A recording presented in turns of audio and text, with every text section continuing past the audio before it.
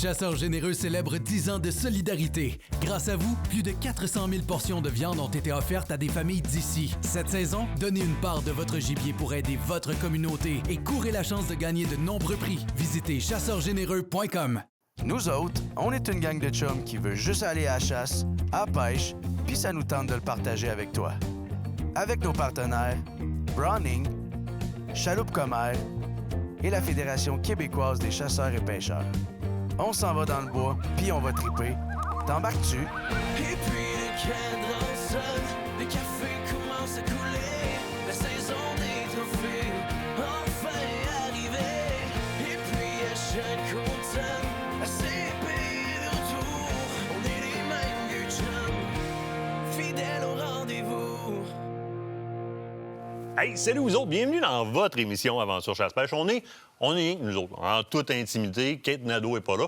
Mais savez-vous quoi? Ça a l'air qu'à date, ça va bien. Je tiens le fort. Pendant qu'elle est au basketball avec un de la gang, ben moi, je suis là avec vous autres. Fait qu'on va se parler. Cette semaine, sur le terrain, on s'en va voir des travaux qui ont été faits sur des frayères et sur des ponceaux avec la Fondation de la Faune. En studio, Phil est là, pas mal avec nous autres cette semaine. Il vient nous parler, Phil Descotons, évidemment, d'éviscération puis de préparation pour ce qui est de la chasse au chevreuil. Là, je me réfère un petit peu à ma feuille. Elle n'est pas là pour me donner la réplique, mais elle m'a donné des notes. Elle m'a donné des notes. C'est pour ça que ça va bien. Une première pour un nouveau partenaire, Tactichain, des vétérans qui se sont partis dans l'entretien de vos pick-up, protection des pick-up, et etc. Ils vont être avec nous autres ce soir. Après ça, présentation de la chronique Vignon. On est revenu avec les vins. Vous avez aimé ça. On a reçu énormément de messages. Ce soir, Imori Chianti, un petit vin du secteur de la Toscane qui va être très intéressant en importation privée. Je vous en parle. Et finalement, une chose que ça fait longtemps que je n'ai pas faite. On sort des calibres, des munitions sur la table, puis on jase de calibre de manière générale. Alors, la différence entre les calibres, pourquoi un tel, pourquoi l'autre. J'adore faire ce genre de technique-là en présentation. Puis vous aimez ça, ça provoque beaucoup de questions après ça. Puis j'aime ça vous répondre. Vous m'écrivez, vous me demandez pourquoi plus lui que lui, quelle munition, etc. C'est le fun parce qu'on approfondit nos connaissances, puis on améliore notre éthique en tant que chasseur en faisant des meilleurs choix de munitions. Ouais, on va se dire ça de même, tabarouette, hein? C'est bien dit. Je suis pas être dans l'arbre. Notre partenaire Fit Santé qui a décidé de faire des très grosses promotions. Là, je vais aller chercher la feuille parce qu'il y a 2 promotions qui s'en viennent. Première des choses, c'est leur 20e anniversaire bientôt et ils font un tirage, mais attention, tirage d'un abonnement à vie au gym Fit Santé. On nous dit en même temps, inquiétez-vous pas, les travaux sont finis en avant, là, dans pas grand temps, là, je pense que c'est en fin de semaine. Ça va être beaucoup plus accessible. Tirage d'un abonnement à vie chez Fit Santé pour célébrer les 20 ans. Pour y participer, suffit d'être membre chez nous le jour du concours. Donc, à leurs 20 ans, le 27 octobre prochain, si vous avez un membership chez Fit Santé, vous êtes membre chez Fit Santé, vous pourriez gagner un membership à vie, donc être membre à vie de Fit Santé. Ils font aussi 3 novembre au dimanche 9 novembre, porte ouverte, essai gratuit chez Fit Santé. Meilleur moment pour venir essayer tout le stock là-bas, évidemment. Et vos autres, ceux qui vous reçoivent, Olivier et Francis, sont des chasseurs et des pêcheurs. Ah oui, comme vous autres. Fait que vous voulez avoir des exercices pour étirer un petit peu plus sur l'arc, là, ils savent exactement de quoi vous parlez. Légitime défense, ça a explosé beaucoup, ça, dans les médias dans les derniers mois, on va dire ça comme ça, parce qu'il y a eu plusieurs cas rapportés. Puis les chasseurs, on est souvent inclus dans ces discussions-là, hein, parce qu'on est propriétaire d'armes à feu. Et puis, quand il arrive qu'un bandit, un malfrat rentre dans une maison, puis que ça finit avec un coup de feu ou quelque chose comme ça, mais ça réanime le débat beaucoup. Puis là, dans les dernières semaines, il y a Danielle Smith, la première ministre de l'Alberta, qui a répondu très clairement dans les grands journaux télévisés. Écoutez, si les gens ne veulent pas se faire tirer dessus, ils ont juste à pas rentrer dans les maisons sans être invités. Ça a fait réagir beaucoup, parce que c'est pas notre genre de réponse ici dans les médias de nos élus au Québec. C'est pas comme ça que ça se passe. C'est un débat qui est en cours. On parle beaucoup d'armes à air comprimé pour la légitime défense. Je vais vous revenir avec ça. On a quelques chroniques de fait déjà à Radio Crash là-dessus. Je vais vous revenir avec ça, là. Des armes à air comprimé compactes, un peu comme des paintballs, mais avec des balles de rubber dedans en place, avec du plomb dans le milieu, comme moyen dissuasif, à la place du bat de baseball qui fait énormément de dommages.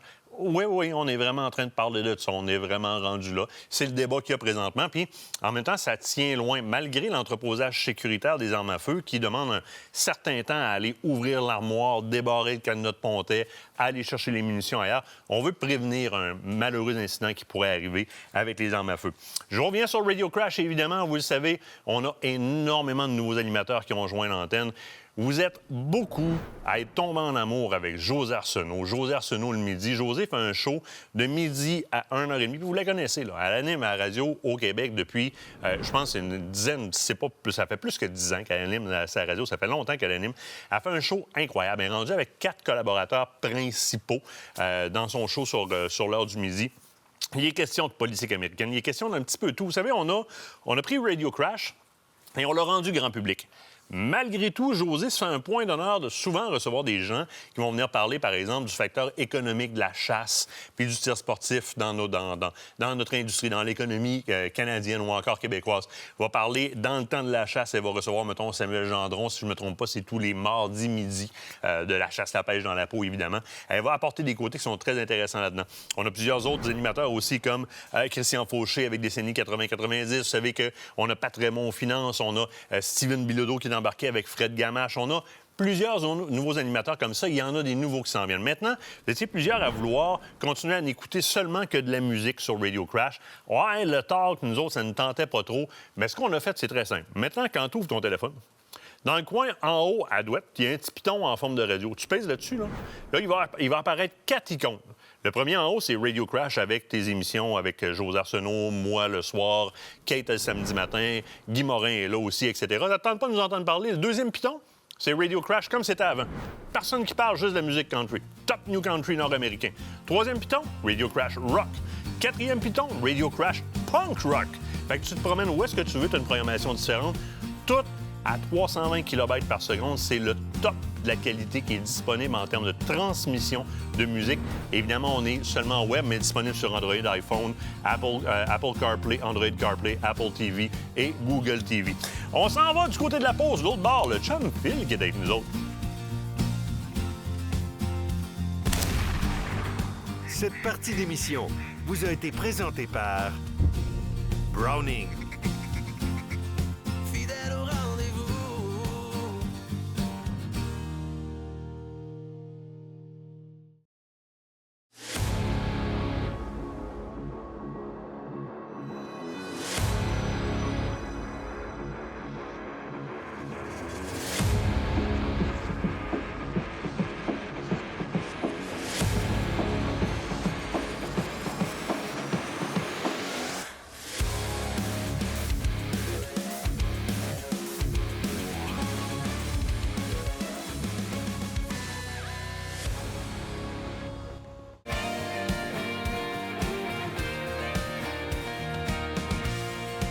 Hey Phil, comment ça va, toi? Très bien, toi? Ça va super bien. C'est Good. ma bébête qui commence. On rentre dans le chevreuil. J'adore le comportement de ce bête-là, le challenge que ça représente. Mais à tous les années, je me demande comment bien apprêter mon site sans avoir l'air d'un rayon de crème glacée. Là. C'est ce que je veux dire. Je n'ai pas besoin d'amener un trailer pour mon stock. Là. Des petits essentiels qui peuvent changer les choses et sur ma saline et sur mon site à pâté. Oui.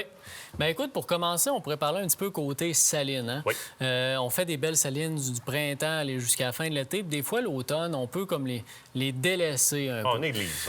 On les néglige. Mais les salines vont toujours rester un point de rencontre pour les cerfs, pour les chevreuils, qui vont apprécier justement les produits que vous allez mettre. Puis en plus, bien, ce que vous allez avoir mis au début de l'automne ou durant l'automne, bien, il est déjà là tôt le printemps suivant, quand les chevreuils ont réellement besoin de cet apport en minéraux. Exactement. Mais là, tu sais, j'ai fait ma grosse saline au printemps, puis avec une odeur en particulier.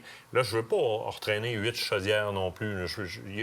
Ça me prend un kit facile. Oui.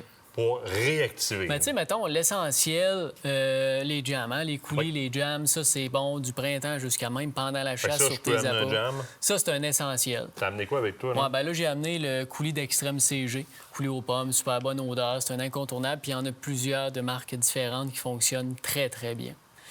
Un autre produit que, justement, j'utilise énormément, ça va être tout ce qui est poudre volatile. Oui. Poudre volatile, bon, on en met sur nos salines. Quand je commence à appâter, j'en mets sur mes pommes, sur mon maïs, tout ça. Mais aussi sur les salines rendues à l'automne. Ça peut être de quoi qui peut être très intéressant à utiliser. On a souvent l'habitude de garocher ça dans le vent, ça se dépose ses feuilles alentour aussi. Là. Très bonne idée. Entre autres, là, j'ai le Top Saline de la meunerie Souci, qui est un très bon produit pour ça. Quoique que c'est pas le plus volatile. Il y en existe qui sont comme un petit peu plus en poudre fine, Oui. mais très, très bon produit, très odoriférant. Le smog, en passant de souci, très bon aussi. Ça vient en kit ici, là. Je me Ouais, trompe ben pas, là- Ça en est un kit, là. Oui, ça, c'en est un. Dans le fond, c'est notre kit, mais notre premier kit d'appâtage. Tu sais, t'as un top saline, t'as une urine, t'as ton aroma à odeur de pomme, puis ça vient avec une poche de blé d'Inde à odeur de pomme. Ça, là, honnêtement, je l'ai testé là, sur notre territoire, dans le coin de là-dessus, qui commence à rentrer le chevreuil. Puis pour le fun, il y a un détaillant qui m'a remis du stock de chez Souci, puis j'ai mis ça direct à côté du camp. Là, Ouais. je veux dire, il y a une fenêtre, quand tu prends ton café, là, tu C'est vois là. la saline là. Puis la minute qu'on a eu le droit de nourrir, on a mis, puis tout de suite, les photos ont commencé. Puis tu le vois, là, il n'y en a plus, là, puis ça continue à pousser le foin pour chercher. Ouais. Parce que l'odeur, on dirait qu'elle est comme restée au Elle est sol. incrustée, oui. Puis c'est permissif parce que ça me permet d'avoir le temps de revenir en mettre. Là, je suis en territoire éloigné. Très intéressant, ce maïs. Absolument. Par lui-même, au départ. Ouais. Puis, tu sais, petit conseil en passant, tandis qu'on parle d'appâtage, on a toujours. Moi, pour ma part, il m'a toujours été enseigné de faire des tas. Hein? Oui. On fait un tas, Oui. on fait une accumulation de nourriture au même endroit.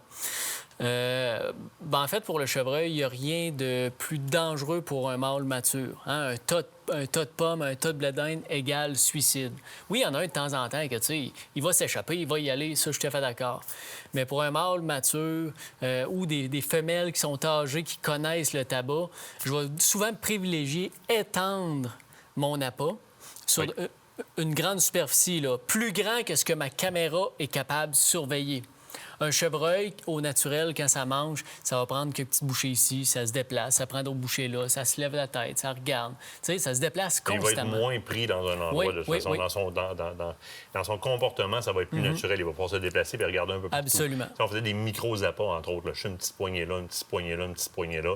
C'est rentable aussi. Et là, à ce temps-ci d'année, tu y vas avec quoi? Parce que là, le froid commence à embarquer. Là. Ben moi, c'est sûr que, tu sais, des pommes, des carottes, j'en mets toujours un peu. Mais plus ça va, plus que ça coûte cher. Oui. Puis quand que je compare à du blé d'Inde, par exemple, le blé d'Inde aux pommes de Munerie Souci, le blé d'Inde, ça coûte franchement moins cher. Oui. Puis quand on l'étend, T'en as pour ça longtemps. dure, oui, ça dure longtemps.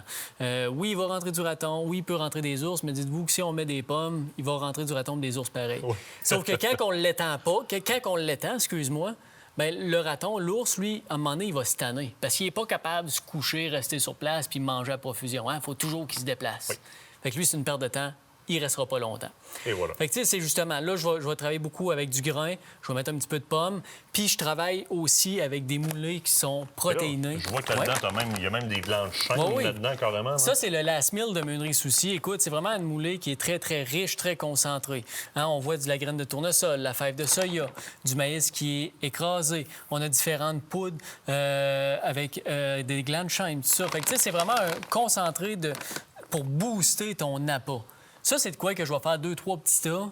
Puis souvent, là, c'est dans les premières Fait que tu vas choses. comme, mettons, amener ça, Ouais. puis une grosse poche de maïs aux pommes. ouais. Puis celui-là, tu vas le disperser au travers. là. Exactement. OK. Puis souvent, là, tu le vois tout de suite, les chevreuils. La première chose qu'ils vont, c'est là. Parce que ça sent, ça goûte bon, c'est très, très bon.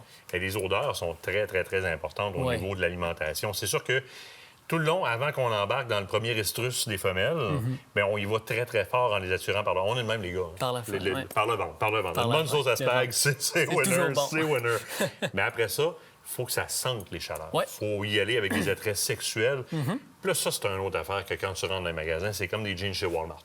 S'il y en a, il y en a, il y en a. C'est dur de se repérer là-dedans. Tu sais, Ouais. C'est pour ça qu'on vous envoie vers vos marchands écotones pour vraiment aller voir. Puis toi, tu m'amènes souvent du Tinks, Ouais. qui est moins connu au Québec, Ouais. qui est pourtant foutrement utilisé aux États-Unis. C'est un produit solide, ça, là. Ben, Ting, c'est une des plus grosses compagnies américaines puis qui sont très, très forts sur le chevreuil. Tu sais, je t'ai amené 2 produits, je pense, entre autres, au bâton comme ça. Ça fait penser à un bâton antisudorifique, mais c'est Un de nose l'urine. jammer. Ouais, ça, c'est de l'urine, ça, là. C'est de l'urine. Ça, c'est vraiment de l'urine de femelles synthétiques qu'on est capable d'appliquer sur des arbres. Mais tu ne voulais pas en dessous des bras, là. Moi, je ne l'essayerai pas.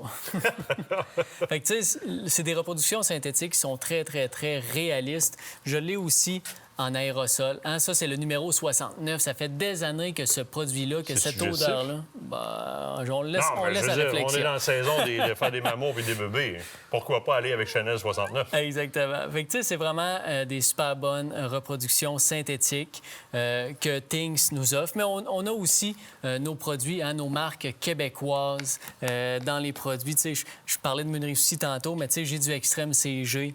J'ai Bug Expert également Tout qui du font stock que t'as en de magasin. très, très bons produits. C'est tous Hey, des produits qu'on a ça en va vite, magasin. on a déjà fini. Passez en magasin, les voir. Passez en... De toute façon, je te garde, on t'a gardé une chambre place dans la chambre c'est là-bas. bon, Je te garde, c'est bon. tu reviens un petit peu plus tard. L'autre bord de la pause, choix de munitions. Choix de munitions et de calibre. Je me fais plaisir un peu. Fidèle au rendez-vous.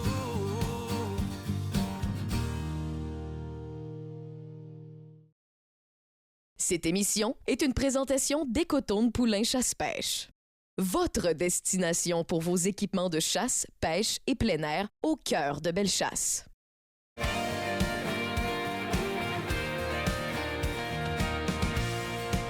Là, je vous le dis, à soir, on ne fera pas de technique au niveau des boulets, au niveau de la mécanique d'ouverture, au niveau de tout ça. Je veux un peu montrer le paradoxe qui existe entre la nécessité du choix de du bon calibre, du bon boulet, de la bonne munition, versus l'importance de la pratique au tir. J'ai devant moi la majorité des munitions les plus populaires, entre la plus petite permise légalement pour la chasse au grand gibier, qui est la 2,43, et la plus puissante dans les standards. Je n'ai pas amené de 3,38, etc. Là, une 300 Win Mag. Puis ce soir, ce que je veux vous présenter, c'est le fait que la seule différence entre les deux, c'est la pratique, puis là, où est-ce que vous allez placer votre tir. Oui, le boulet a énormément d'importance. J'ai déjà fait des grosses chroniques sur l'expansion des boulets, l'expansion contrôlée, etc., puis on y reviendra. Là, je veux juste vous montrer à quel point on est jamais sur des idées préconçues, mais tellement jamais qu'on rend ça compliqué le choix d'un boulet, alors qu'on devrait prendre le temps qu'on se pose des questions pour choisir un boulet, puis un calibre, à aller pratiquer avec ce qu'on a entre nos mains. Voulez-vous un exemple très rapide? Entre la 2,43 qui est ici puis la 30,06 qui est ici à 300 verges, la 2,43, beaucoup plus légère, beaucoup moins fort au niveau du point d'impact, mais il y a juste 6 pouces de drop. Ici, on a 13 pouces passés de drop.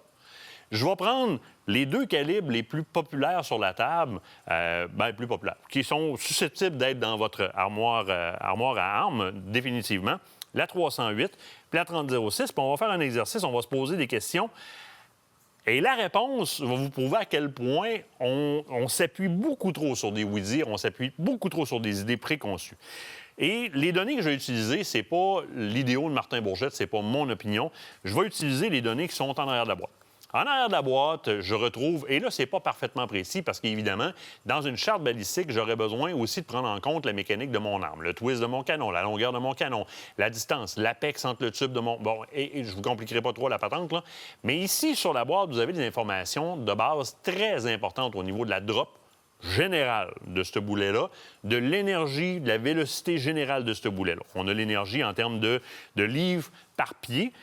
Au moment où est-ce que ça tape dans l'animal. Et moi, c'est tout ce qui m'importe. Parce que votre pick-up à 100 000, votre kit de linge à 2 000, votre carabine à 8 000, votre scope à 2 000, j'en ai rien à battre si le choix du boulet n'est pas bien fait, le choix de ce que j'envoie n'est pas bien fait. C'est la seule partie qui va faire contact avec l'animal. Votre soude de chasse ne se rendra pas là, votre pick-up non plus. Le boulet. Alors, je veux savoir ce que lui, il fait rendu au bout. Et pour ça, on va comparer la 308 et la 30,06. Puis je vous pose une question d'emblée, je vais y répondre à la fin de la comparaison. Quelle est la différence de drop? On va prendre à 300 verges. Parce qu'il y en a qui tirent à 200, il y en a beaucoup qui nous disent qu'ils tirent à 1000 verges, 1 kilomètre. Là, quand tu arrives sur place, tu te rends compte que c'était plus 200 verges. Fait qu'on va prendre 300. OK? On va prendre 300, on ne s'ostinera pas. C'est un bon point pour se rassembler. 300 verges, quelle est la différence de drop, donc de combien va baisser la 308 versus la 30,06? J'y reviens à la fin de cette représentation-là. Mais dans un premier temps, je vais m'interroger au niveau de qu'est-ce qui reste comme énergie dans mon boulet quand il tape dans l'animal, parce que je veux faire un tir éthique et efficace. Et pour ça, je vais prendre les informations du manufacturier. On va interroger les deux calibres. En passant, pour les biens de l'expérience, la 30,06, c'est un 150 grains soft point, alors que la 308, c'est un 168 grains, et c'est une Winchester Ballistic Silver Tip comme point. Alors, on regarde ici, à 300 verges, la 30,06 va conserver 1440 livres par pied d'énergie. Attention, ça va faire mal. La 308 à 300 verges, dans ce boulet-là et ce grain-là, va conserver 1699 livres par pied d'énergie. Oui, on aurait pu faire d'autres choix de boulets, puis on serait rendu à d'autres évidences nécessairement. Mais c'est juste de vous dire que, à part des idées préconçues, il y a beaucoup de données à prendre en considération, puis souvent, on a tendance à dire « Ah ouais, à 30,06, ouais, bien plus loin, bien plus fort. » Ouais, attends une minute, là. Ça dépend du grain de ton boulet, ça dépend des grains de poudre qu'il y a dedans. C'est-tu du reloading, c'est-tu de la tablette?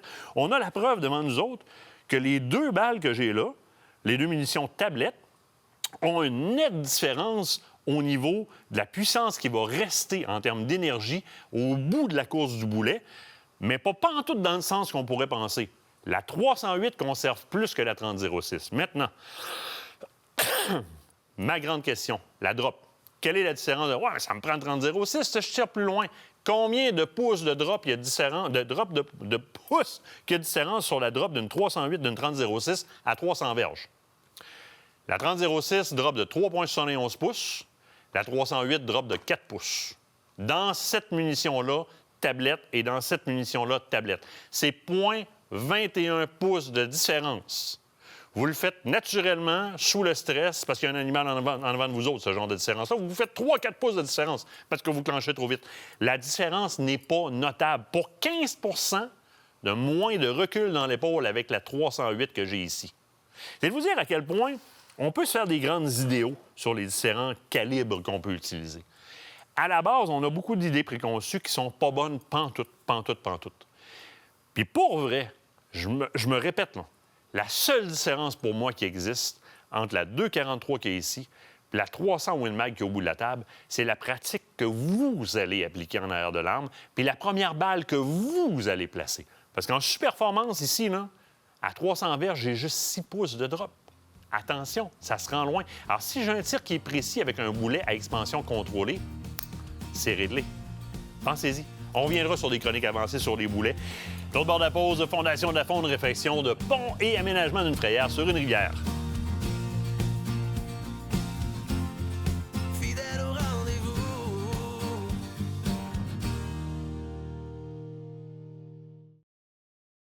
Vos aventures de chasse et de pêche commencent ici. Fit Santé, un gym qui a à cœur la santé de nos chasseurs et pêcheurs.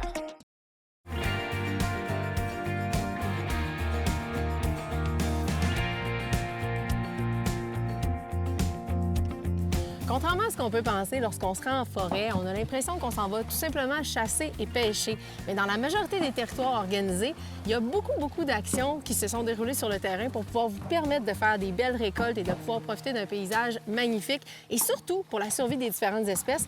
Et pour ce faire, c'est souvent la Fondation de la Faune qui travaille avec les différents organismes pour pouvoir nous aider là-dedans. J'ai avec moi Jeanne qui est avec moi de la Fondation de la Faune. Allô, Jeanne, comment ça va? Très bien, vous? Oui. Écoute, je veux que tu nous parles ici du projet. On se trouve présentement à la ZEG de la Rivière-Blanche. On a beaucoup de monde qui travaille ici en arrière. J'aimerais ça que tu nous en parles un peu parce que c'est le genre de projet que la Fondation de la Faune va justement venir chapeauter comme ça. Oui, on est chanceux à la Fondation de la Faune. On a vraiment toutes sortes de projets, de la conservation à l'aménagement d'habitats aquatiques.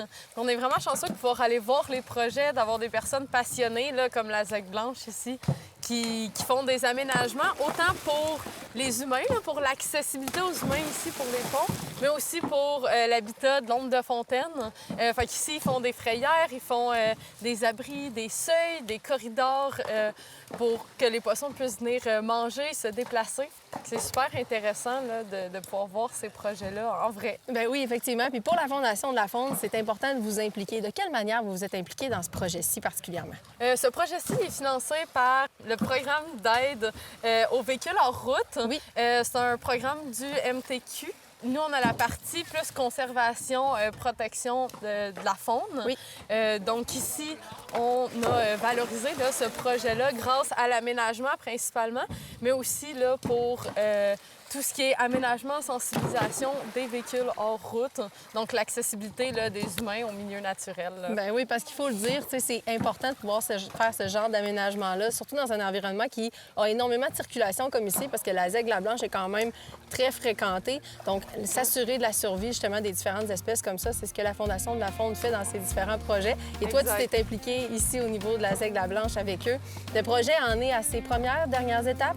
Plutôt à ses dernières étapes. Là. Le pont a été fait dans la dernière année. On a aussi financé la partie planification qui était en 2023. Donc, on est rendu à le troisième été. Puis, ils finalisent là, la frayère, les seuils, puis l'aménagement là, pour l'accessibilité à l'ombre de fontaine, puis l'amélioration de l'habitat. Un gros merci, Jeanne. Je pense qu'il va falloir que j'aille voir Marie-Ève qu'elle me parle un petit peu plus en détail de tout ça. Super. Viens me voir, on ira boire une coupe de verre sur le bord de l'eau, un coffre de ligne puis la bonne bière, comme dans le temps où on s'aimait trop. Viens me voir, on ira boire une coupe de shot sur le bord de l'eau. Marie, t'es dans ton environnement naturel, en pleine nature, directement dans la rivière. Marie, qu'est-ce que t'es venue faire ici aujourd'hui? Aujourd'hui, on est venu faire une restauration d'une frayère parce qu'on a fait la restauration du pont, reconstruction complète du pont de la décharge du lac Charles l'automne passé. OK. Donc, il y avait vraiment une grosse problématique en lien avec l'apport de sédiments que l'ancien pont causait dans la frayère à cet endroit-là. Donc là, en ayant déjà reconstruit le pont, il est possible aujourd'hui de procéder à la restauration complète de la frayère. C'est super important parce que c'est une frayère qui a à peu près une cinquantaine de géniteurs qu'on voit à l'automne à chaque année. On voyait une problématique à la base parce que d'année en année, depuis 2021, on voyait de moins en moins dans le vin. OK. Donc, à ce moment-là, quand on voit moins dans le vin, on essaie de se poser des questions de pourquoi. On voit des géniteurs à l'automne, mais il n'y a pas d'émergence dans le vin. C'est ça. Donc, à ce moment-là, on s'est dit c'est probablement l'apport de sédiments qui arrive du pont qui était en décrépitude totalement. OK. D'ailleurs, le ministère l'avait fermé en 2023. Donc, on a vu l'urgence d'intervenir pour pouvoir régler cette problématique-là puis vraiment mettre en valeur la ressource phonique qu'on a. Fait que là, ça a commencé avec la restauration du pont. Là, il y a eu plusieurs étapes dans tout ça. Oui. Qu'est-ce qui s'en est suivi comme étape?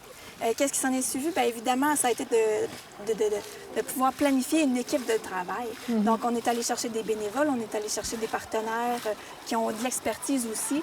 Après ça, on a planifié qu'est-ce qu'on allait faire comme travaux. Donc, c'est-à-dire, on voyait que la canalisation n'était pas suffisante au niveau de l'enrochement. Donc, on voulait rétrécir la largeur du canal, augmenter la hauteur des roches pour que l'eau reste à l'intérieur de la canalisation. Ce qui nous permet d'avoir un courant suffisant pour la frayère rendue à l'automne. Les zones sur le côté, on le voit, c'est des zones de dépôt, c'est des zones d'alvinage, donc qui servent à la ressource alimentaire pour les petits alevins, les frettins et les truites, même rendues à l'automne. Et on a plusieurs autres infrastructures aussi. Ici, ce qu'on voit, c'est vraiment la principale qu'on a. La frayère continue plus bas de l'autre côté du pont. Donc ça aussi, ça va être restauré. On va curer le gravier nécessairement. Si on regarde plus de l'autre côté, on a une série de seuils de déflecteurs qui permettent de canaliser notre courant vraiment aux endroits les plus cruciaux parce que c'est quand même l'arche milieu qui est très ouvert. Donc, l'idée, c'est vraiment d'améliorer la canalisation pour que le gravier reste propre tout le temps. Mais en tout cas, dans la mesure du possible, qu'il y ait le moins d'entretien à faire par la suite. Et évidemment, on va aussi ajouter ou du moins restaurer les abris qui étaient déjà en place, soit en mettant des arbres en surplomb ou en refaisant des petits abris là, qui sont des structures de madriers de bois qui surplombent la surface de l'eau. Donc, ils vont devenir des abris pour justement ces différents trucs-là. Ça va devenir des aires de repos également, probablement dans leur montée au niveau de la frayère. Puis quand on parle aussi de soleil qui plombe, ça fait des abris pour être à l'ombre parce que vraiment, ça peut devenir un milieu assez chaud, même s'il y a une bonne circulation d'eau.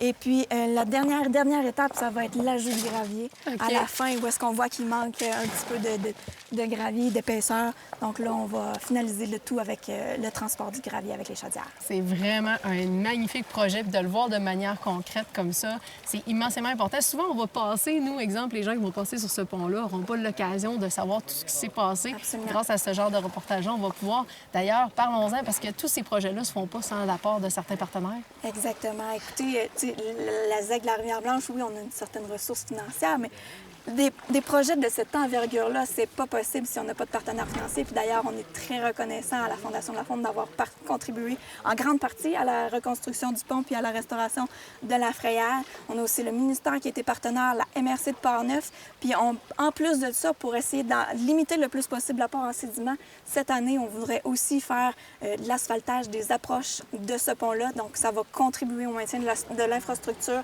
puis d'assurer la pérennité là, de tous les investissements qu'on a mis par rapport à ce projet-là. Bien, moi, je vous dis chapeau, parce qu'à vous de voir les deux pieds comme ça dans l'eau pour justement s'assurer de la pérennité des différentes espèces, c'est magnifique à voir aller. Bravo à vous autres. Puis, de votre côté, sachez que si vous êtes en gestion de territoire faunique ou encore que vous avez des projets d'aménagement, que ce soit pour différentes espèces ou encore pour tout ce qui a rapport à la faune et la flore, sachez que c'est facile de vous rendre sur le site de la Fondation de la faune pour retrouver l'ensemble des informations. N'hésitez pas, ils peuvent amener beaucoup de soutien dans ce genre de projet-là qui donne lieu, en fait, à des spectacles vraiment phénoménaux dans le bois.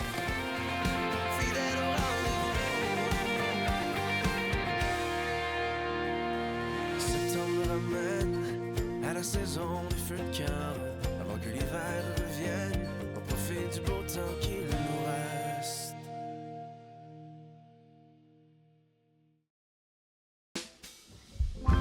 Black and blue, and in love with you.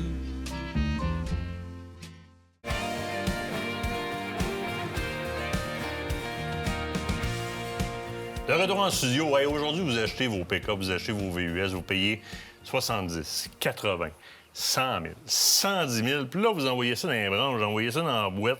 Vous me dégraissez ça avec des gros dégraisseurs industriels. Il y a moyen de faire mieux que ça. Puis vous savez comment est-ce qu'on aime travailler avec nos entreprises locales, en plus quand c'est des vétérans? Je vous présente les gars de Tactichain, Marc puis Jonathan. Première des choses, les gars, merci pour votre service. Merci, Martin. Merci, Martin. Première des choses. Deuxième des choses, 2 gars de l'armée qui sortent des forces puis qui décident de se partir en esthétique automobile. Je veux comprendre, Marc, tu passes par où pour arriver en esthétique automobile? Là? Bien, faire une histoire courte, dans le fond, nous autres, on est 2 vétérans. On a servi ensemble dans l'armée. On a fait nos missions en Afghanistan ensemble. Après, on a été travailler chacun à des places différentes. Mais c'est une passion qu'on a commun. On a fait ça pendant plusieurs années, chacun notre bord. Puis là, depuis l'année passée, on s'est parlé. On disait « Hey, Joe, qu'est-ce que ça te tente? On starte ça ensemble. On s'associe, dans le fond. » Puis là, le fil en aiguille, on est rendu avec un local. Là. On est rendu à Saint-Og. On fait ça à temps plein. Fait que c'est vraiment une passion commune qu'on a les deux. Ben, c'est trippant. Mais moi, la manière que je vous ai connu au départ, c'est que, Jonathan, vous nous avez offert de vous déplacer, de venir chez nous, puis de redonner une petite heure de jeunesse à la vieille poule qui est le pick-up d'aventure chasse-pêche. On avait besoin. Qui a de l'histoire dans le corps. Puis vous avez même un atelier mobile avec lequel vous pouvez vous déplacer. Vous êtes venu faire le pick-up littéralement dans le cours. Vous l'avez quasiment démonté au complet. Là. Oui, bien, à la base, en plus, c'est comme ça que ça a décollé. Tactichain Québec, ça a été avec une unité mobile. On avait un trailer à notre disposition, puis on s'est dit, qu'est-ce qu'on fait avec ça, t'sais? Puis là, ça nous a permis justement d'aller chercher une certaine clientèle puis commencer à développer notre clientèle. Puis après ça, bien, on a réussi à gagner la confiance de nos clients, puis on a pu avoir la chance d'avoir notre local. Puis, avec la récurrence, avec la récurrence, on va chercher un peu de rentabilité. Fait que là, comme business, tu peux stepper up un petit peu plus. Vous êtes dans le nouveau parc industriel à Saint-Augustin? Exactement. On se situe, dans le fond, au 255 rue Singapour à Saint-Og. Ça se trouve littéralement à côté de l'autoroute. On se trouve à 20 minutes de Charlebourg, 20 minutes de Pont-Rouge. On est vraiment centralisé. Une nouvelle bâtisse de 3 ans. Super de belle place. On a beaucoup d'espace. Et spécialisé, parce que sur place, ça t'arrive. Si on veut parler un petit peu de ce que vous faites, parce que là, vous venez de comprendre que tout le monde, là, c'est sur votre chemin quand vous allez à la chasse. D'un sens ou dans l'autre, c'est sur votre chemin. Fait que vous prenez un des 2 pick-up, vous dompez l'autre là, puis l'achat d'après, c'est le tour de l'autre qui dompe son pick-up. Vous le laissez pour la semaine, vous repassez le chercher à la fin de la semaine. Maintenant, il faut prendre rendez-vous, puis les gars commencent à avoir pas mal de succès. Fait que prenez-vous-y d'avance. Les services que vous offrez, parce que je veux rentrer tantôt dans la protection un peu des véhicules, là, mais fais-moi le tour un peu des services que vous offrez. Dans le fond, on peut commencer au lavage de base. On offre 3 forfaits pour chaque catégorie de véhicule. Okay, on part du lavage de base. On s'en va jusqu'au forfait, notre plus gros forfait, ce qui se trouve avoir une décontamination complète du véhicule, les particules de goudron, les particules de fer. Quand vous sentez à la main sur le véhicule, là, c'est comme tout granuleux. Un peu, ça, c'est de la contamination. Il faut enlever ça au moins 1 fois à 2 par année. Si vous le faites 1 fois à 2 par année, ça va être plus facile pour vous de l'entretenir et tout ça. Après ça, si vous voulez pousser la gamme un petit peu plus haut, là, on peut y aller avec de la correction de peinture, du polissage en 1, 2, 3 étapes. Puis on peut finir ça avec une protection nano-céramique. On a une nano-céramique de 3 ans, 5 ans. Il y en a exactement pour tout le monde, dans tous les budgets. Là, tu vas mettre un scellant en peinture par après là-dessus. Exactement. Protéger tous les endroits qu'on a beau protéger pour la nano-céramique, d'un grilles, d'un roues, d'un vitres. On en a pour tout le monde. Il ne faut pas hésiter. Il faut vous contacter. Puis on va être en mesure de bien vous conseiller aussi. Je te pose une question bien ouverte, Jonathan. On prend un pick-up flambant neuf, on l'amène chez Tactichain, on le rentre dans le garage, on allume les lumières. On se rend compte qu'il y a déjà de quoi faire là-dessus? Ah oui. Souvent, les véhicules, juste dans la préparation des véhicules neufs, Les véhicules arrivent avec des wrappings qu'on appelle là, pour protéger le véhicule pour le transport. Puis juste en enlevant puis préparant les véhicules, ça peut faire des micro-rayures. Souvent, les véhicules, on voit beaucoup, là, c'est très populaire de nos jours, le black piano là, sur les montants. Bien ça, souvent, vous allez aller dans le showroom puis il va déjà être complètement rayé, avoir des cheveux d'ange. C'est ça, vous pouvez corriger ça au départ. Ils sont corrigés. Puis c'est le bon moment. On embarque dans la partie protéger, ça va vite, il reste 1 minute 30. Je m'en vais m'acheter un pick-up. Aujourd'hui, c'est 100 000 C'est 100 000 exactement. Je m'en vais dans le bois. Dans le temps, on mettait du glisse-doux là-dessus, puis on enlevait ça avec du dégraisseur en revenant. Comme ça, les mouches tombaient facilement. Mais la honte du dégraisseur, c'est de la peinture. Là, chez vous, Marc, tu peux me protéger mon pick-up en début de saison. Exactement. Puis me le retraiter en fin de saison. C'est pas mal ce que tu conseilles, là. Oui, exactement. En sortant du bois, tu sais, on veut pas, on chasse, je sais c'est quoi, moi tout, je suis un chasseur. On sort dans le bois, on arrive avec les pieds pleins de boîtes, l'urine, c'est des odeurs qu'on veut pas qui restent dans le véhicule pendant toute l'année. Fait qu'on va pouvoir enlever ça. On a des machines professionnelles pour ça, là, de A à Z. Tout ce qui est l'esthétique auto, on fait de tout. Fait qu'il ne faut pas hésiter à nous contacter. On va vraiment bien conseiller le client. Il n'y a pas un client qui va avoir le même résultat, qui va avoir les mêmes attentes. Fait qu'on est là pour conseiller le client. Jonathan, j'ai besoin de pare-pierre protéger mes phares, des vitres teintées. C'est-tu des choses que vous offrez dans vos forfaits? On l'offre maintenant. On s'est fait, justement, dans notre bâtiment, il y a quelqu'un qui était déjà installé pour faire du PPF pare-pierre, avec vitres teintées. Puis on s'est fait un petit association pour qu'on puisse faire préparer les véhicules avant de faire installer justement ces pièces-là qui vont protéger encore plus le véhicule. Ensuite, même nous, on peut aller mettre une protection céramique sur les pellicules pare-pierre qui vont encore prolonger la durabilité du pare-pierre. Les gars sont dans le parc industriel de Saint-Augustin. Tactichaine, vous allez les trouver super facilement à 100 000 $. Protégez-moi ça, ce pick-up-là. Les gars, un énorme merci. Merci, Martin. Moi, je vous envoie à la pause au bord éviscération avec Phil Descotones. Fidèle au rendez-vous.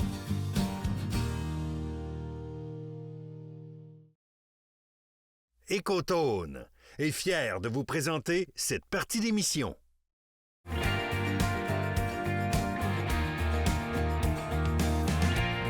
On est en pleine période de chasse, puis encore cette semaine, je voyais plein de bouchers qui faisaient des vidéos sur Facebook pour avertir leurs clients de se dépêcher à séparer l'animal en quartier, comment bien le traiter, etc. Puis merci aux bouchers qui font ça, parce qu'ils veulent pas recevoir d'orignaux qui s'en vont directement au dépotoir ou à l'éco-centre ou quoi que ce soit. Puis pour bien éviscérer, il faut être bien équipé. Il y a des essentiels de base. Puis le gars, pour nous parler de ça, ben c'est Phil Descotones. Comment ça va, Phil? Bien, toi? Ça va super bien. Good. T'en es un des freaks qui veut éviscérer puis ventiler rapidement. Ben avec raison. T'enlèves la vie d'un animal, le minimum de respect, c'est de conserver la venaison. De toute façon, sur le plan légal, tu es obligé de tout faire pour conserver la vie. Absolument. Puis écoute, on est des maniaques. On attend 1 an, puis même des fois plus, quand on récolte pas, pour finalement enfin avoir de la viande sauvage. Bien, le plus important après avoir tiré, c'est de s'en occuper de cette viande-là. Et voilà. Hein? On va parler de l'éviscération, on va parler de l'entretien, bien sortir, l'entreposage. Tu sais, c'est toutes des choses qui sont importantes qu'au final, quand tu vas passer le couteau dans la viande, tu vas prendre ta première bouchée, tu vas dire « c'est donc bien bon ». Es-tu du genre, en arrivant sur un site de chasse, à tout de suite figurer le scénario de où est-ce qu'il s'en va l'orignal ou le chevreuil? Mettons une coulée avec une rivière où on n'est pas trop loin du camp, ça va, j'ai des arbres pour accrocher ma winch.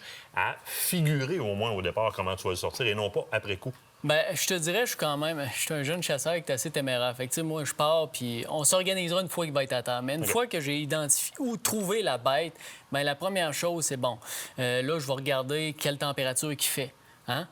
S'il fait chaud, il faut déjà prévoir un endroit à l'ombre où on est capable au maximum de faire nos quartiers puis suspendre pour faire sécher, aérer au plus vite. Sinon, après ça, c'est une fois que c'est trouvé, c'est go, go, go. On prépare les trails pour être capable de sortir la bête le plus rapidement possible. Mais avant ça, il faut parler d'éviscération. Hein? Oui. L'éviscération, c'est la première étape. C'est ce qui fait que souvent, ta viande n'aura pas un goût comme... Un goût d'estomac, un goût de chasse. Exactement. Ce qu'on identifiait avant comme un goût de chasse, qui était en fait parce qu'on ne savait pas comment bien éviscérer. Tu sais, le monde disait « Ah, ça goûte la viande sauvage, j'aime pas ça ». Bien, souvent, c'est ce petit goût-là, cet arrière-goût-là. Fait que l'éviscération, c'est la première étape la plus importante. Donc, de retirer les viscères de la bébite. Retirer les viscères. Si on a affaire un long déplacement avec la bête pour la sortir du bois, bien, moi, c'est sûr que je vais favoriser vraiment une courte ouverture de la base du bassin, aller jusqu'au sternum au maximum.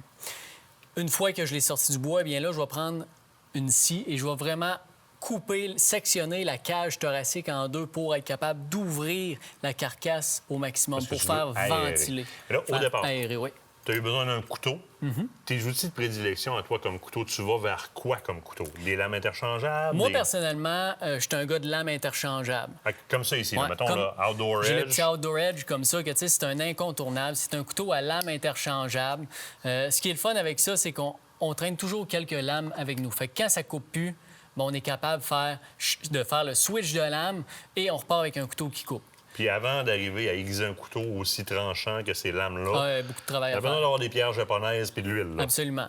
Tu sais, pour lui qui est le plus traditionnel, côté classique, on peut toujours aller avec un buck. Tu sais, c'est le couteau que on reçoit tous, presque tous, une fois dans sa vie en cadeau. C'est comme le présent de grand-papa ou de papa envers le nouveau jeune chasseur, un buck knife. Exactement. Buck a été là et est là dans l'histoire des chasseurs depuis très, très, très longtemps. Ça demeure on va le dire, un couteau qui a une densité pas très élevée au niveau de l'acier, au niveau du métal qui est utilisé, mais qui permet justement un affûtage beaucoup plus facile et rapide. Plus facile. Exactement. Fait que, tu sais, ça, c'est les couteaux que j'utilise. L'autre type de couteau que je vais utiliser quand j'éviscère, c'est un crochet, un couteau éviscérateur. Hein? Le couteau avec le crochet pour être capable de couper la peau comme il faut. Puis ça évite de gâter la lame de mon couteau. Parles-tu vraiment de crochet après le couteau? Exact. Bien, soit un crochet sur le couteau, ou sinon, il existe différents types de couteaux, comme juste un crochet, un gut-hook qu'on appelle. Là. Ça permet vraiment de couper la fourrure d'une manière droite sans faire de dégâts, faire de poussière, faire coller du poil sur la cage. Puis ça évite de gâter la lame de notre couteau. Parlant de lame gâtée, je vais toujours donner comme premier conseil sur un couteau, le couteau le plus affûté, c'est le couteau le plus safe au monde, le plus sécuritaire au monde. Il arrive des accidents avec des couteaux mal affûtés parce que les gens vont forcer, puis c'est là qu'ils vont passer droite puis qu'ils vont se couper. Il n'y a rien de pire qu'un couteau qui coupe pas. Exactement. Maintenant, quand on arrive à ouvrir le sternum proprement dit, il y en a qui le font avec un couteau, là, en tapant dessus, mais encore là, c'est pas nécessairement la bonne habitude. Une hache, mais moi, j'aime pas ça parce que ça fait pas une coupe qui est franche, une coupe propre. Fait que tu y vas vraiment moi, avec des scies. Moi, je travaille beaucoup avec des scies. Tu sais, j'en ai dans le HME, j'en ai dans le Outdoor Edge. C'est vraiment des scies. Souvent, une scie comme que tu as dans les mains, j'en ai tout le temps une dans mon sac à dos. Tu sais, j'arrive pour me faire un affût rapide, j'ai 2-3 branches à couper, je prends la scie, je coupe. Rendu au moment où je dois m'occuper de ma bête, de ma récolte, eh bien, je reprends la même scie pour être capable de couper le sternum, l'os de la cage thoracique pour faire une ouverture propre. Puis après ça, toi, ta prochaine étape, c'est la mise en quartier? La mise en quartier. C'est sûr que s'il fait chaud, qu'on n'est pas capable d'envoyer notre bête directement dans une chambre froide, bien, c'est sûr que je vais privilégier probablement de faire refroidir la viande le plus rapidement possible. T'ouvres le dos? Donc, soit qu'on fait une incision au niveau du dos, au niveau de la bosse de l'orignal, dans le haut du cou. Je viens enlever l'œsophage, très important aussi. À l'intérieur des aisselles, sur les pattes avant, je viens faire des ouvertures pour favoriser l'ouverture de la bête, pour faire refroidir le plus vite. Parce que c'est ça qui va assurer fait que une si bonne tu es capable d'ouvrir viande. plus grand que ça, là, tu le fais, là. Oui, c'est ça, évidemment. Sinon, eh bien, c'est sûr que si on est capable, qu'on a quand même une température adéquate, la mise en quartier le plus rapidement possible pour faire refroidir la bête. Puis pour ceux qui voyagent, qui chassent à de longues distances, bien, c'est sûr que, tu sais, à le temps, cette année, ils ont sorti le Game Cooler Bag, la glacière pour mettre les quartiers. Ça, c'est une invention qui est géniale. Cette année, Coton, on en a manqué. On a été victime de notre succès. Mais je vous le dis, l'année prochaine, on s'en reprend comme il faut. Il reste 30 secondes. Coton fromage, quelque chose qui est super important aussi. Coton fromage. Puis si on veut parler d'essentiel rapide, là, ce que je traîne toujours dans mon sac à dos, bien, un bout de corde, des gants d'éviscération, les fameuses tie wraps pour accrocher les permis. J'ai toujours un sac pour mettre le foie, le cœur, puis une petite lingette pour s'essuyer les mains. En terminant, si vous ne voulez pas vous casser la tête, Smith fait un aiguiseur électrique comme ça qui fonctionne très bien. Passez voir votre marchand et Coton. Pas mal sûr qu'il va vous montrer comment ça marche. Ça va pas mal plus vite que les petites limes au diamant. Définitivement. Hey Phil, un énorme merci. Plaisir, on se quitte le temps d'une pause l'autre bord. Chronique 20, Imori Chianti, juste pour vous autres.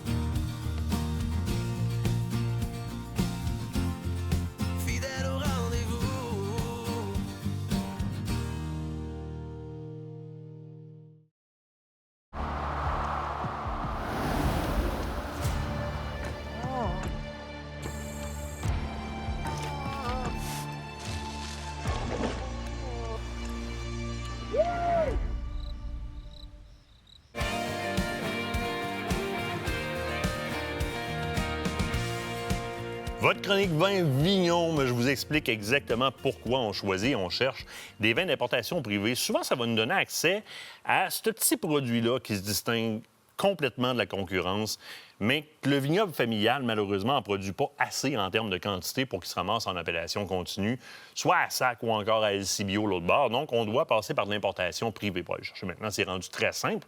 On va sur le site de Vignon, on regarde dans le catalogue, on commande ce qu'on veut. C'est livré dans une succursale de la Sac, évidemment. On va payer des droits de Sac. Mais ça nous donne accès à des produits qui, probablement que s'il aurait passé par tout le système, là, pour trouver un vin de la même qualité, là, ça va nous coûter beaucoup plus cher pour aller chercher la même affaire. Ici, on trouve ces vins-là d'exception et on les importe à la caisse. Tout seul ou avec des amis. Des fois, c'est des caisses de 6, des fois, c'est des caisses de 12. Il s'agit de voir dans le catalogue et on nous donne dans le catalogue un aperçu de combien ça revient de la bouteille. Combien ça revient de la bouteille, puis on va nous tenir au courant lors de l'importation. Quand est-ce que ça arrive à la Sac que j'ai choisi pour la livraison? Dans ce cas-ci, on est sur I. Mori Chianti. Un Chianti, donc, on est en Toscane, on est sur un Sangiovese. Il peut avoir, évidemment, dans l'appellation d'origine contrôlée garantie, on permet d'avoir, entre autres, du Merlot. Il y en a un petit peu, justement, dans celui-là. Ça va donner une petite rondeur, on va le voir tantôt, qui est super intéressante dans le vin. Mais ce qui est intéressant, c'est de voir, justement, pourquoi on a sélectionné ce produit-là. Hein? La famille Gianelli, qui fabrique des vins dans ce secteur-là depuis le début des années 70, qui commence avec une petite ferme, I. Mori, qui va grandir à 120 hectares au total, avec 15 hectares dans l'huile d'olive, parce que dans le secteur, les plus grandes marques d'huile d'olive proviennent de là, donc les champs d'olivier. Évidemment, les vignobles sont très reconnus. Tous les Chianti classicaux qui viennent de ce secteur-là sont très reconnus. Ils reviennent à leurs amours, reviennent sur leur ferme d'origine, I. Mori, et nous sortent ce Chianti-là. Le Chianti I. Mori, très, très, très intéressant. Appellation d'origine contrôlée garantie, c'est ce que veut dire le DOCG que vous allez trouver dessus, dans un premier temps. Évidemment, on est sur un Chianti, donc Sangiovese avec un peu de Merlot dedans. On va avoir quelque chose qui est foncé, quelque chose qui est rubis, qui est très, très, très intéressant. Vous allez avoir un très bel hybride qui va plaire à tout le monde, parce que là, on est dans un vin qui est relativement sec, mais qui a une maudite belle fraîcheur, parce qu'il y a quand même une très belle acidité dans le produit, qui va avoir des tanins qui vont être très souples. Ça veut dire que ça accroche pas trop en bouche. C'est pas trop... Et on a une certaine rondeur qui est amenée par les autres raisins qu'on va aller. Déjà, Sangiovese, dépendamment de comment il est travaillé, va amener une certaine rondeur. Donc, relativement sec, mais frais grâce à son acidité, puis avec une certaine rondeur, des tanins pas trop serrés. C'est un beau passe-partout. C'est un vin à pizza, là, mais un bon vin à pizza, là, c'est ça. Ça, sur des mets italiens, de la venaison, ou peu importe ce que vous allez faire avec. Vous faites faire des saucissons avec votre ours, par exemple, là, avec des fromages. Un assiette de fromage, c'est un vin d'exception pour boire avec ça. D'exception. Souvent, on va vous parler en bouche, quand vous prenez des vins de garde, on va souvent vous parler de notes de fruits confits. Hein? Pensez aux gâteaux fruits confits que vous mangez, des fruits confits, des fruits en confiture ou des fruits confits, des fruits très, très, très mûrs. Ici, à l'inverse, la minute qu'on le met en bouche, puis ça ment pas. Là. Vous avez remarqué tout de suite, faites l'expérience, hein? C'est tout de suite des fruits frais, mais mûrs. C'est intéressant, c'est le fun parce que avec l'acidité du vin, la rondeur du vin, le fait que les tanins sont souples, là, tu te ramasses dans quelque chose qui est comme parfait. Ça accroche pas de nulle part. Tu as l'impression de boire un jus de raisin très haut de gamme avec la présence d'alcool dedans, avec de quoi qui est très élaboré. Un peu de notes épicées super tripant. Puis cette caractéristique-là qu'ont les vins de la Toscane qui sont... Un vrai sommelier ou un œnologue va retrouver les vins de la Toscane en un claquement de doigts à cause d'une chose. Il y a un côté herbal qui provient du terroir de la Toscane. Puis ça, la majorité des vignobles toscans sont capables de travailler leur terroir puis leur encépagement pour être capables de le faire ressortir. Et on reconnaît ce terroir-là de la Toscane dans ce petit Chianti-là, qui est le I. Mori, qui, honnêtement, est vraiment sur la coche. On dit qu'en bouche, il est sec et équilibré, c'est ce que je disais tantôt, pas mal, oui, avec une belle acidité, etc. Pleinement, cette texture ronde et saveur de fruits rouges mûrs. Très, très, très présent aussi. Si vous êtes moindrement sensible, vous allez sentir ces épices-là qui font... Je ne sais pas si vous avez déjà mangé des fraises au balsamique, des fraises au vinaigre balsamique, qui est un dessert, entre autres, italien très, très, très connu. Bien, il y a une espèce de mélange qui se fait entre le côté épicé, vinaigré, légèrement présent, et avec la fraise qui est fraîche, qui est fraîche, mais mûre, qui est super plaisante. Ça fait quelque chose en bouche qui est super trippant. Je vous le dis, jus de raisin, très, très, très haut de gamme, qui accroche pas pantoute dans la bouche, sec, belle acidité, fraîcheur, rondeur. Faites-vous une pizza maison, là, une bonne pizza maison. Croûte mince, de quoi de super trippant. Là. Buvez ça avec ça, vous allez être aux anges solides. Prenez-la avec une venaison, comme vous le voulez. Super facile, là, je vous le dis. Là. Yamori Chianti, appellation d'origine contrôlée garantie. Rendez-vous sur le site de Vignoble. Vous le repérez tout simplement. Celui-là ou encore d'autres vins de la Toscane, ou peu importe le vin que vous voulez. Passez votre commande. On va vous demander un dépôt. C'est livré dans la sac que vous voulez. Ça en vaut la peine. C'est exactement le genre de petit produit familial qui n'est pas produit en assez grande quantité pour être en appellation continue, que j'appelle un bijou, qui fait la raison pour laquelle on fait de l'importation privée comme ça, puis on va chercher des produits d'exception comme ça. Disponible sur Vignoble. C'est déjà la fin de l'émission. On se voit, nous autres, la semaine prochaine, gang. Moi, je vais aller goûter à ça. Il en reste une bouteille, si ça vous dérange. Pas là, tu m'en en profiter. Hey, les gars, on goûte à ça. Septembre ramène à la saison des feux de camp, avant que l'hiver